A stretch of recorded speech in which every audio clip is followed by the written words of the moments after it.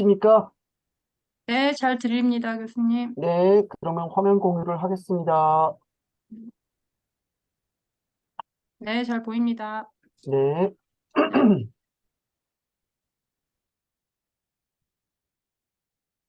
네, 괜찮습니까? 네, 잘 보입니다, 교수님. 시작하시면 될 것 예, 같습니다. 바로 시작하겠습니다. 아침에 나오는데 날씨가 굉장히 춥더라고요. 여러분들 다들 건강 유의하시기 바랍니다. 오늘은 제가 그 리스트 갱글리온의 관절경적 치료에 대해서 말씀드리도록 하겠습니다. 제가 지금까지 치료하다가 경험했던 굉장히 이런 언유절한 갱글리온들도 있습니다. 이렇게 보면은 익스텐서 텐던에 발생하는 인트라 텐디너스 갱글리온이죠. 이런 경우들도 있고, 이거는 무릎 쪽에서 있는 페로니얼 러브인데 페로니얼 러브에 발생한 인트라 뉴럴 갱글리온입니다. 굉장히 드물지만은 우리가 가끔 경험할 수 있는 경우들이고, 이건 가끔 볼 수 있죠. 본에 발생한 인트라 오세우스 갱글리온입니다. 그래서 이런 굉장히 언유절한 갱글리온 시스템도 있지만 사실 우리가 가장 흔하게 보는 거는 이런 관절에서 기원을 하거나 아니면 텐던 쉬스에서 기원을 하는 경우들이 사실은 아마 대부분일 겁니다. 이런 갱글리온 중에서 가장 흔한 부위는 역시 손목이죠. 그래서 보통 한 20대, 40대 여자들 많이 생기고 반복적인 트라우마가 가장 큰 원인으로 알려져 있습니다. 대개는 증상이 없습니다. 그냥 환자들이 왔을 때 그냥 조금 보기 싫다 이렇게 해서 오는 경우들도 있고 또 어떤 경우는 이게 자꾸 커지니까 좀 걱정이 돼서 오는 경우들도 있죠. 이런 경우들이 대부분인데요. 경우에 따라서 보면은 환자가 아프다는 사람들, 특히 이렇게 손목을 뒤로 제낄 때 굉장히 아프다는 사람들이 있고 눌렀을 때 통증이 있는 경우들이 있습니다. 마이너이긴 하지만 이런 경우는 조금 다르게 생각을 해야 될 것 같아요. 그 위치에 따라서 손목의 도잘 쪽에 생긴 갱글리온이 있을 거고 올라에 생긴 갱글리온이 있을 텐데 도잘 쪽에 생긴 갱글리온이 한 80% 정도를 차지한다라고 생각을 하시면 될 것 같습니다. 이게 이따가도 계속 나오겠지만 결국 가장 중요한 게 이제 스카폴루네이트 인터오세우스 리가멘트하고 뭔가 연관이 있지 않겠느냐라고 생각을 하고 있고 실제로 그런 에비던스들이 굉장히 많습니다. 아마 오늘 제가 말씀드리는 내용 중에서 가장 중요한 내용일 것 같은데 우리가 이렇게 밖에서부터 보면 갱글리온이 이렇게 뚝하니 있는 것 같은데 실제로 보면 이런 스톡이 있죠. 그리고 이 스톡은 대부분 관절낭, 도잘 캡슐에 연결이 되어 있습니다. 근데 이 관절낭이 어디냐? 거의 대부분 보면 이 스카폴루네이트 인터오세우스 리가멘트와 접해져 있는 이 도잘 쪽에 있는 이 관절낭, 그러니까 SL 리가멘트의 도잘 쪽에 접해 있는 관절낭하고 굉장히 관련이 있더라. 이 거의 대부분 컨시스턴트 하거든요. 그렇기 때문에 우리가 이제 치료를 하는 것이 가능하다라고 생각을 하시면 될 것 같습니다.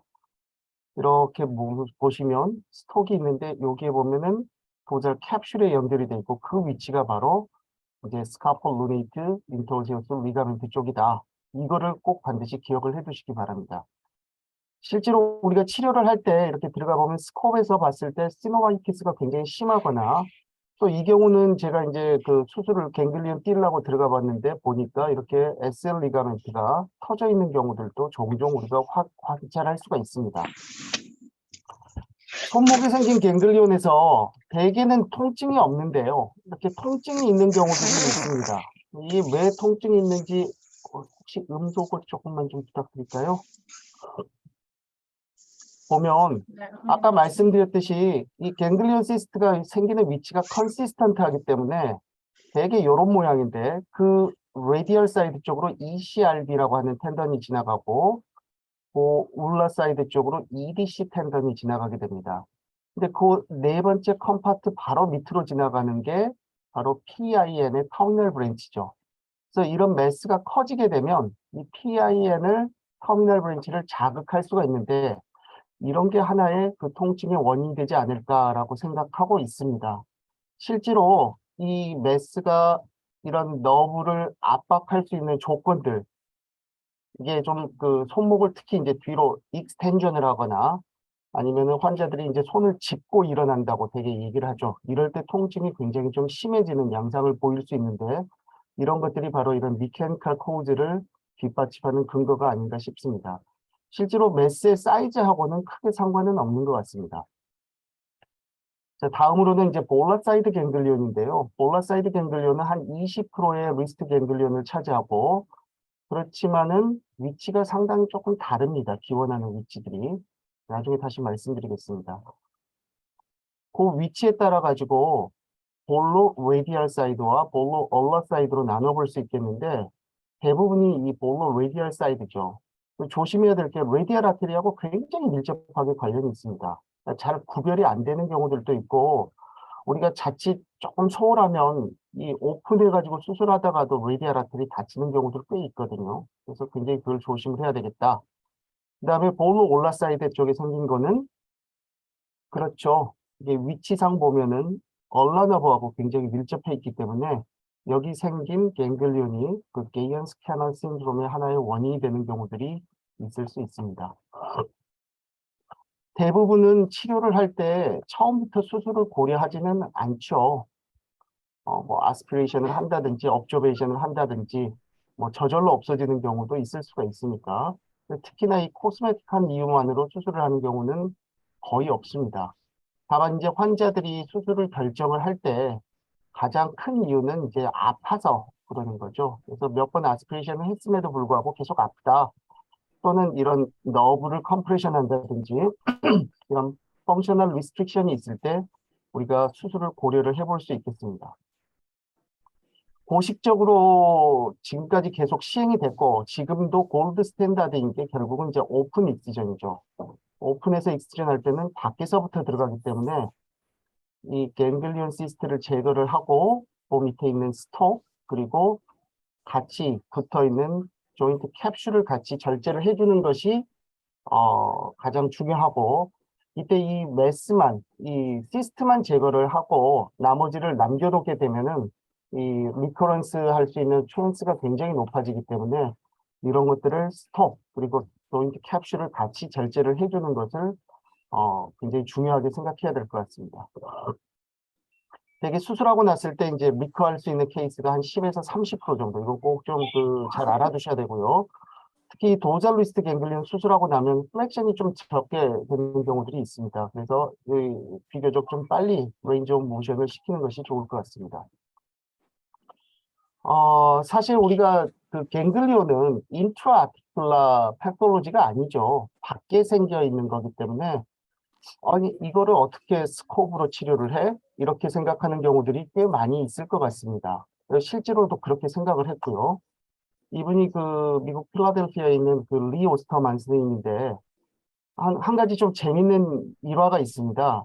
이분이 이제 환자를 치료하다가 36세 환자가 있는데, 그 심토마틱한 티업시스로 이제 환자가 내원을 했어요. 그래서 여기에 대해서 이제 치료를 하려고 하는데, 환자가 보니까 에이심토마틱한 도잘 갱글리온이 하나가 있었습니다.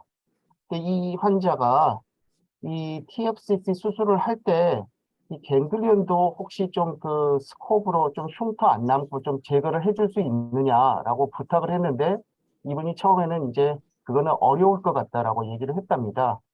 그래서 요거는 그냥 놔두고 TFCC에 대해서만 수술을 하겠다. 그래서 실제로 수술을 했는데 수술을 하고 났더니 갱글리온이 저절로 없어져 버린 거죠. 왜 이게 없어졌을까? 아마 3, 4포탈을 뚫고 스코프로 수술을 하다가 보니까 도잘 캡슐의 일부분을 제거를 했고, 그게 혹시 갱글리온을 없앨 수 있는 방법이 아닐까라고 생각을 하고, 그때부터 이제 스코프로 치료를 했었습니다. 그래서 그 결과를 95년도에 보고를 했고, 이 논문이 나온 이후로 2000년대 초반에 그 리스트 갱글리온도 스코프로 훌륭하게 치료를 할 수 있다라는 논문들이 굉장히 많이 나오게 된 거죠. 우리가 아스트로스코프로 도잘 갱글리오넥토미를 할 때는 아까 말씀드렸듯이 오픈을 할 때는 밖에서부터 들어가는 겁니다. 그래서 시스트를 제거하고 스톡을 제거하고 캡슐을 제거하는 건데요. 반면에 스코프로 들어갈 때는 이제 안쪽으로 들어가는 거죠. 그래서 안쪽으로 들어가 가지고 이게 있을 만한 부위에 도잘 캡슐을 절제를 해주면은 굳이 이 시스트를 다 제거를 하지 않아도 없어진다. 근데 그 부위가 어디냐? 이 도잘 스카폴루메이트 리가멘트의 배측부와 연결이 되어 있는 도잘 캡슐. 그래서 실제로 우리가 수술을 할 때는 이 스코프로 들어가서 도잘 캡슐을 한 1cm 정도 절제를 해주는 것이 치료의 방법이 되겠습니다. 일반적으로 우리가 이제 이 손목이라고 치면 손목의 도잘 쪽 이쪽에서 이제 갱글리온이 있기 때문에 우리가 3, 4포탈, 4, 5포탈이나 6, 4포탈에서 보면서 3, 4포탈로 들어가 가지고 갱글리온을 제거하는 이런 방법을 가장 많이 사용하고 있습니다. 34세 여자 환자고요. 스카폴루네이트 쪽에서 기원한 시스템 매스가 있습니다. 6R에서 저는 이제 주로 보고 시작을 합니다. 그래서 6R에서 보면서 옆으로 이렇게 보고 3, 4를 통해서 이 쉐이버를 지금 인트로듀싱을 하고 있습니다. 지금 여기 보시면 주변 도젤 캡슐 쪽에가 이렇게 시노바이티스가 있어서 시노벡토미를 좀 하고 있고요. 자, 이 상태에서 그 쉐이버를 그대로 위쪽으로 올라가는 겁니다. 위쪽으로 올라가게 되면은 이 부위가 지금 스카폴루네이트 인터오세오스 리가멘트고 여기하고 접하고 있는 도잘 캡슐입니다. 갱글리온이 처음부터 딱 보이는 경우도 있는데 그런 경우는 굉장히 그 럭키한 경우고 대부분은 요쯤에 있을 것이다 라고 생각을 하고 이 도잘 캡슐을 열심히 이제 절제를 하다 보면 이런 식으로 그 안에 있는 그 젤라티너스한 미테리얼이 이렇게 쭉 나오게 되죠. 이 경우는 지금 보면 색깔로 봤을 때 헤모리직 갱글리온인 것 같습니다. 그 도잘 캡슐을 한 1cm 정도 충분하게 좀 절제를 해주겠다라고 생각을 하시면 되고요. 얼마나 하는 것이 좋겠느냐? 대개 보면 이렇게 쭉 하다 보면은 도절 쪽에 이쪽에 익스텐서 텐던이 이제 보이게 됩니다. 아마 이게 이제 EDC 텐던일 것 같은데 이런 텐던들이 보이게 될 정도까지 제거를 하면은 충분히 제거를 했다라고 생각을 하시면 될 것 같습니다. 자, 다음으로는 이제 볼라사이드 갱글리온입니다. 볼라사이드 갱글리온, 도잘은 아까 말씀드렸듯이 스카폴루네이트 인터오세우스 리가멘트와 연관된 그 도잘 캡슐 쪽으로 거의 일치를 했는데요. 볼라 리스트 갱글리온은 사실 그 생기는 위치들이 조금씩 다릅니다. 일정하지가 않고 주로 이제 레디알 아테리 같은 것들이 주로 많이 좀 다칠 수가 있기 때문에 제 개인적인 생각으로는 아스트로스콥 서저리의 아주 좋은 인디케이션은 아니지 않나 이런 생각이 듭니다. 히스토리컬하게 보면은 2003년도에 이분이 이제 그 홍콩의 PC호라고 굉장히 유명한 그 핸드 서전인데 그 볼라리스트 갱글리온을 가진 환자들을 이렇게 스코프로 쭉 보다 보니까 그 우리 스코프에서 보이는 라디오 스카프 캐피테이트하고 롱 라디오 루네이트 사이에 그 인터벌이 굉장히 프레인이 돼 있고 그래서 그 부위를 살살살살 이렇게 좀 대부리를 하면서 들어갔더니 갱글리온을 만날 수 있었다. 이렇게 하면 좋을 것 같다라고 이렇게 보고를 했습니다.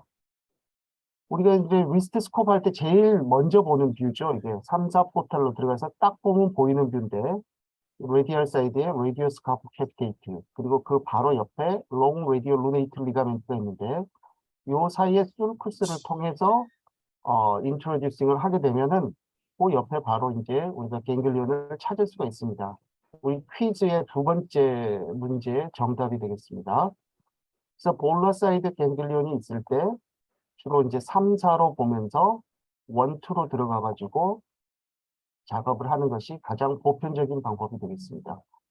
27세 여자 환자고요. 볼라리스트 갱글리온이 있습니다. 자, 3, 4 포탈로 들어가서 바로 보면서 1, 2로 지금 인트로듀스를 해가지고 쉐이빙을 하고 있습니다. 여기 보시면 그렇죠.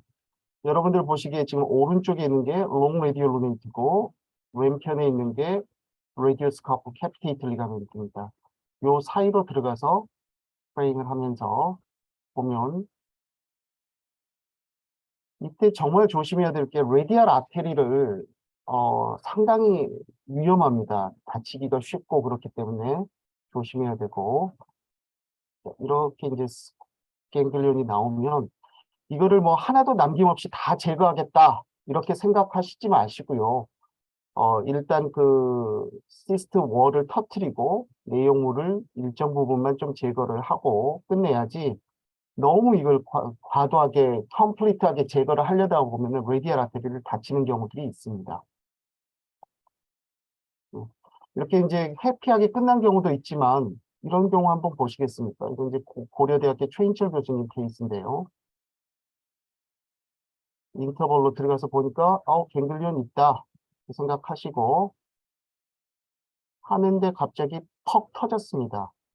이게 뭡니까? 지금 레디알 아테리가 터진 거죠. 그래서 결국은 오픈해가지고 아테리 터진 데 확인하고 아테리올 아피를 해서 마무리를 했던 그런 케이스입니다.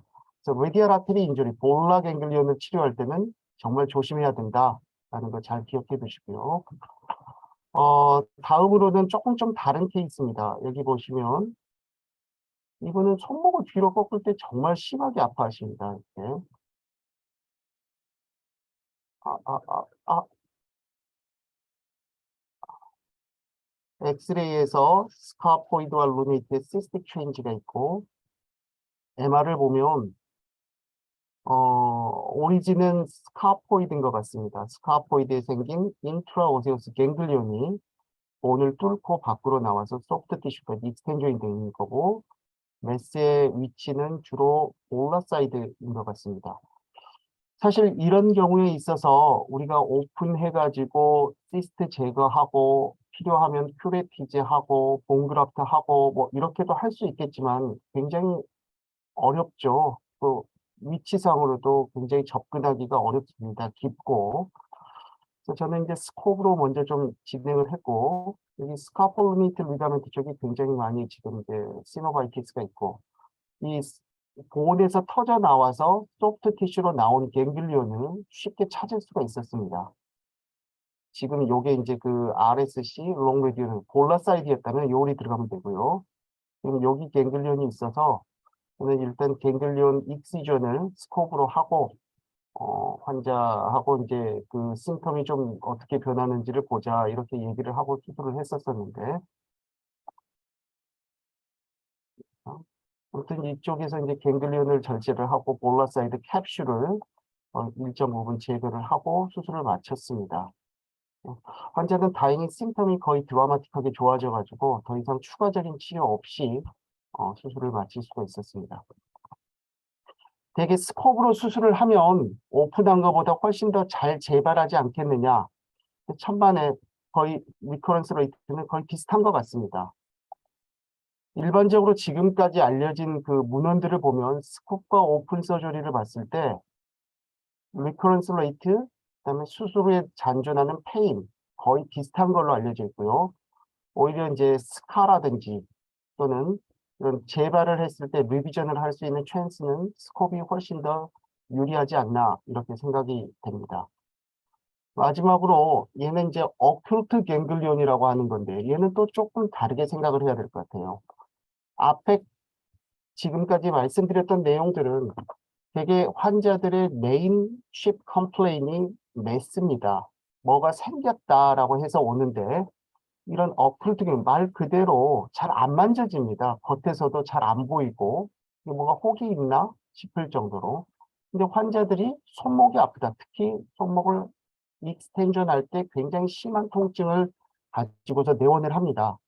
잘 만져보면 좀 뭔가 만져지는 것 같기도 하고 그래서 MRI를 찍어보면 이렇게 아주 작은 갱글리온이 있습니다. 아까 말씀드렸듯이 이 갱글리온의 위치가 ECRB하고 EDC 사이에 있는 거기 때문에 이거를 좀 자극을 시켜보는 테스트, 손목을 플렉션 시킨 상태에서 인덱스와 롱핑거를 리지스티드 익스텐션을 하는 이런 테스트를 우리가 핑거 익스텐션 테스트라고 하는데 이렇게 했을 때 이 손목 부위의 통증을 강하게 호소를 하면 이런 그 도잘 리스트 신드롬을 한 번쯤 의심을 해봐야 될 것 같습니다. 앞에서도 나왔지만은 그 페인의 소스는 이제 PIN의 터미널 브랜치가 자극이 되기 때문이다라고 생각을 하는 거고요. 그래서 우리가 메스뿐만 아니라 이 PIN의 터미널 브랜치까지를 다 같이 절제를 해주는 것이 좋은데 사실 잘 안 보이죠. 그래서 우리가 들어가서 여기 메스 그리고 도잘 캡슐을 좀 일정 부분 넓게 띄어내면 그 안에 결절 정도 들어갔을 거고 관절막의 일부분도 좀 들어갔을 거고 그리고 페인의 소스인 PIN 터미널 브랜치도 같이 들어갔을 거다라고 생각을 하고 절제를 해주게 되겠습니다. 이제 마지막 슬라이드입니다. 결론적으로 말씀드리면은 우리가 항상 오픈 서저리만 생각했던 그 리스트 갱글리온에 대해서 아트로스코픽 갱글리온 익스전은 상당히 세이프하고 효과적인 치료 방법입니다. 이거는 제 개인적인 생각인데요. 도잘 갱글리온 굉장히 좋은 스콥이 굉장히 좋은 치료 방법이 될 것 같고, 어큐트 갱글리온은 이거는 페인 서저리입니다. 그래서 이거는 스콥보다는 오픈 서저리를 하는 것이 더 맞지 않나 생각되고, 마지막으로 볼라 갱글리온은 레디얼 아테리의 인주리를 호발할 수 있기 때문에 이거는 서전의 초이스에 따라서, 서전의 프리퍼런스에 따라서 선택을 하시면 될 것 같습니다. 도잘리스트 갱글리온 스코프로 치료하는 거 굉장히 좋은 치료 방법. 이거 다시 한번 말씀드리면서 오늘 강의 마치도록 하겠습니다. 감사합니다. 네, 교수님 강의 너무 감사드립니다. 혹시 뭐 전공의들 질문 있으면 준비를 해주시고, 혹시 다른 교수님들이나 뭐 선생님들 코멘트 해주시거나 뭐 궁금한 거 있으시면 말씀하시면 좋을 것 같습니다. 없으시면은 부천 네, 성모병원에서 교수님. 교수님. 네, 교수님 말씀하십시오. 아니, 다른 분 먼저 말씀하시면 아닙니다. 부천 성모병원에서 질문 들어왔는데요. 교수님 말씀하시고 해도 될 것 같습니다. 네, 네, 강의 잘 들었습니다. 네, 감사합니다. 갱그리온이 일반적으로 이제 발생한 조직이 말하자면은 디저너티브 커넥티브 티슈 발생 원인이 어떤 거냐 명확하지는 않는데 아무튼 마이너 리피티 트라우마가 좀 되면서 그런 캡슐이나 리가멘트 스트럭처가 파셜 인저리를 받고 그게 이제 디전션 되면서 거기서 생기는 게 아닌가 하는 그런 생각을 하는데 네. 도살 리스트 갱그리온 같은 경우 캡슐에서 오리진하는 경우도 있고 스케포 누네이트 인터오세스 리가멘트에서 오리진하는 경우도 있는 것 같아요. 그러니까 저는 주로 오픈해서 익스전하는데 트랙을 쭉 따라서 가보면 캡슐까지만 이렇게 연결돼서 제거가 되는 경우도 있고 어떤 경우에는 스케폰누레이트 도살 스케폰누레이트 도살 리가멘트 부위까지 들어가서 캡슐인데까지 바짝 뗐는데도 그 리가멘트 부위에서 핀포인트하게 젤라토스 머티 나오는 경우도 있거든요. 그래서 그럴 경우는 저는 이제 일렉트릭 쿼터리로 그 부분을 좀 쿼터리자이스에서는 해서 이렇게 마무리를 하는데 지금 갱그리온을 이렇게 아소스코프로 이렇게 할 경우에는 말하자면 캡슐까지 포함해서 절제를 하더라도 인터오세스 리가멘트하고 조금 더 깊이 연결이 되는 이런 케이스는 좀 루트 뿌리까지 제거하기가 좀 어려움이 있지 않을까 하는 생각이 우선 한 가지 있고요. 그다음에 볼라리스트 같은 경우에 아까 접근해서 갱그리온을 발견하고 갱그리온을 절제하는 것은 충분히 스코프로 가능할 텐데 그 경우에도 오리진한 부위까지 확실하게 좀 처리가 돼야지 이제 근본적으로 재발을 좀 방지할 수가 있는데 오리지널 부위가 정확하게 어디인가를 확인이 안 되고서 이렇게 제거되는 그런 측면이 있지 않느냐 싶고 또 하나는 이제 오컬트 갱그리온 오컬트 갱그리온은 제가 봐서는 리스트에 동일한 갱그리온인데 사이즈가 커서 겉으로 드러나고 갱그리온도 쉽게 진단이 되면 우리가 갱그리온 진단하는데 도살 리스트 페인이 오랫동안 있는데 사이즈가 크지 않기 때문에 갱그리온 있는 걸 모르고 있다가 주로 이제 MRI나 이런 거 찍어보면 갱그리온이 거기에 생겨 있는 걸 좀 발견되거든요. 작은 사이즈로. 그래서 오컬트 갱그리온은 일반 도살 리스트 갱그리온하고 결국은 비슷한 건데 같은 건데 사이즈가 좀 작은 거. 그래서 임상적으로 진단이 MRI 이런 걸로 이미징을 통해서 확인하지 않으면 어려운 이런 경우이기 때문에 결국은 비슷한 접근도 되지 않을까 하는 생각도 있어서 한번 여쭤봅니다. 네, 교수님 감사합니다. 그 질문이 많아서 짧게 말씀드리겠습니다. 예, 스카폴로네이트하고 직접 연관이 돼 있는 갱글리온들 아까 스코브로 얘기하셨었는데 저는 사실은 그런 경우가 오히려 스코브로 치료하기 더 좋은 것 중에 하나가요. 인트라아티큘러 스트럭처를 다 볼 수가 있습니다. 아까 말씀드렸듯이 우리가 스코브로 하면은 캡슐만 제거하는 게 아니라 스카폴로네이트, 인트라아티큘러 스트럭처를 다 보고 스카폴로네이트 리가멘트의 컨디션도 다 보면서 우리가 하고 그 연결돼 있는 거 충분히 다 제거할 수 있습니다. 그래서 오히려 오픈해가지고 다 드러내고 눈으로 보는 것도 중요하지만은 스코브로서도 충분히 오히려 더 그거는 제가 봤을 때는 SL 리가멘트의 컨디션을 더 잘 볼 수 있지 않나 이런 생각이 좀 들고요. 두 번째는 아까 교수님 말씀하신 게 정말 100% 맞습니다. 볼라리스트 갱글리온을 스코브로 제거하는 거는 위험하기도 하고 사실 그 위치도 굉장히 그 컨시스턴트하지가 않기 때문에 어느 정도까지 제거를 하는 것이 완벽하게 제거가 됐느냐 이거 알기가 어렵거든요. 그래서 사실 이 볼라리스트 갱글리온은 저는 개인적으로 스코브를 그렇게 선호하고 있지는 않습니다.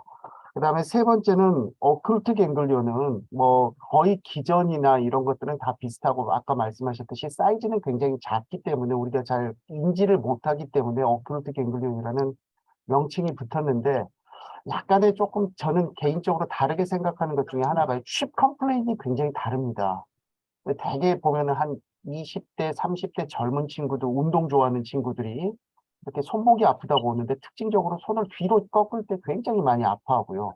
그러면 저희가 이제 만져보면 뭔가 이렇게 살짝 좀 만져지는 것 같기도 하고 그래서 이제 MR 찍어보면 보이는 경우도 있기 때문에 이거는 메스가 없어지는 거를 환자들이 원하는 게 아니라 아픈 거를 좋아지는 거를 원하는 그런 경우들이 많습니다. 그래서 저도 이걸 스코브로 지금 수술을 하는 게 좋겠냐, 오픈을 하는 게 좋겠냐, 사실은 거의 뭐, 50-50인 것 같은데, 제 개인적인 생각은 저는 오픈을 해서 확실하게 PIN 너브의 터미널 브랜치까지를 제거를 해주는 게 그래도 확실한 방법이 아닌가 싶어서 저는 오픈해서 하고 있습니다.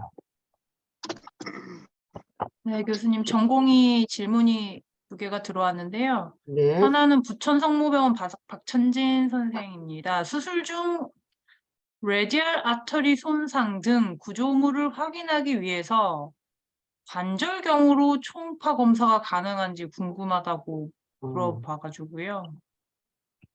사실 이게 궁여지책으로 레디얼 아테리 인조리가 많으니까 이거를 어떻게 하면 인조리를 좀 줄일 것인가에서부터 시작된 방법인 것 같고, 그래서 아까 그 잠깐 보고 드렸지만은 그 컴플리케이션 있었던 최인철 교수님 같은 경우에는 뭐 MRI를 찍어가지고 수술 전에 갱글리온과 레디얼 아테리의 위치를 미리 뭐 파악을 하면 좀 도움이 된다. 뭐 이런 얘기들도 있고 또 일본 그룹에서는 이 스코프를 보면서 동시에 이 초음파를 보더라고요. 그래서 토니켓을 안 한 상태에서 스코프를 하고 그 상태에서 수술을 할 때 이렇게 초음파를 통해서 이 혈관의 위치라든지 이런 것들을 확인을 하면서 뭐 수술을 하는 방법들도 있는데 사실 그렇게까지 뭐 번잡하게 할 이유가 있을까 뭐 이런 생각이 좀 들기는 합니다. 네네. 뭐 그런 것도 하나의 방법은 될 것 같습니다. 네, 저 혹시 잠깐만요. 저 들리시나요? 네, 들립니다, 네네, 교수님 잘 말씀해 들립니다. 주세요. 제가 지금 듣고 있는데 그 볼락 갱글리온에서 라디얼 아테리 손상을 피할 수 있는 방법은 뭐냐면 그 라디오스카포 카피테이트 리가멘트 쪽으로 안 가면 돼요. 그 아까 최인철 교수 케이스를 보면 자르는 게 LRL을 자르는 게 아니고 RSC를 구멍을 크게 냈더라고. 근데 그 바로 뒤에 있어요. 그렇기 때문에 라디오스카프 카피테이트 리가멘트랑 롱라디오 르네트 사이에 슬롯을 만든다고 하면서 들어가는데 원래 원투 포탈로 들어가니까 약간 LRL로 들어갈 거 아니에요. 그쪽 방향으로만 쉐이빙을 하면 절대 손상시킬 리가 없어요. 그러니까 너무 그거를 걱정 안 하셨으면 좋겠고, 그리고 정학 교수님 뭐 말씀하셨지만 사실은 그 도자 갱글리온이나 볼라 갱글리온은 원리가 같기 때문에 볼라 갱글리온만 더 어떤 좀 어렵다는 생각을 해본 적은 없고, 그다음에 또 한 가지는 사실은 디지털 라디우스의 손상을 더 줄 수 있는 건 저는 오픈이라고 생각하거든요. 거기에 어대전이 있을 수도 있고 그래서 잘 안 떨어지는 경우도 있기 때문에 차라리 그 어떤 뿌리 부분부터 제거하는 것이, 물론 다 제거하는 게 아니죠, 그죠? 그래서 일부만 제거하는 컨셉이기 때문에 오히려 라디얼 아테리 손상을 조금 더 줄일 수 있다. 저는 그렇게 생각하고 있습니다. 네, 아, 코멘트 감사합니다. 예, 아무튼 메스를 제거할 때 그냥 전체를 다 통째로 하나도 남김없이 다 제거하겠다 이런 개념보다는 아까 말씀드렸듯이 그 오리진 되는 부분을 제거한다라는 생각으로 하면은 조금 더 인조리를 줄일 수 있는 방법이 아닐까 생각합니다. 네, 그 전공의 강의 한번 질문 마지막으로 하고 마무리하면 좋을 것 같습니다. 네네. 그 부천성모병원 4년차 전공의 김건우 선생이 아스로스코프 익시전 할 때 PIN 뉴렉토미를 루틴으로 하는지 궁금하다라고 물어보았고요. 그다음에 대전성모 2년차가 갱글리온과 사이노비얼 시스트 간의 차이가 있는지 이렇게 두 개의 질문 들어왔습니다, 교수님. 그 아스로스코프로 할 때 아까 말씀드렸듯이 이게 이제 어클트 갱글리온하고 해당이 될 것 같은데요.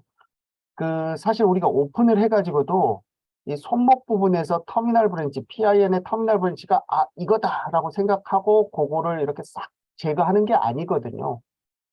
그 주변을 이렇게 한 1cm 이상 제거를 하다 보면 여기에 포함이 돼 있을 것이다라고 생각을 하고 제거를 하는 거기 때문에 사실 오픈을 해도 잘 보이지는 않습니다. 스코프로 하는 것도 역시 마찬가지예요. 스코프는 오히려 인트라 아티큘러 쪽에서 들어가서 이렇게 보는 거기 때문에 PIN을 뭐 정확하게 다 확인을 하면서 제거할 수는 없고 도잘 캡슐을 이렇게 제거를 하다 보면 여기에 좀 포함이 돼 있을 것이다라고 생각을 하는 그런 수준인 것 같습니다. 그래서 뭐 스코프이든지 오픈이든지 눈으로 이렇게 정확하게 구별하기는 쉽지는 않을 것 같다라는 거고, 그 다음에 갱글리온하고 사이노비얼 시스트, 뭐 우리가 뭐 사실은 뭐 여러 가지 방법으로 구별을 할 수 있는데 뭐 정확하게 뭐 이런 점 때문에 뭐 구별이 된다 뭐 이런 거는 아닌 것 같고, 어차피 둘 다 마찬가지지만은 그 갱글리온이 있으면 그 주변에 사이노비움도 격시 많이 있지 않습니까?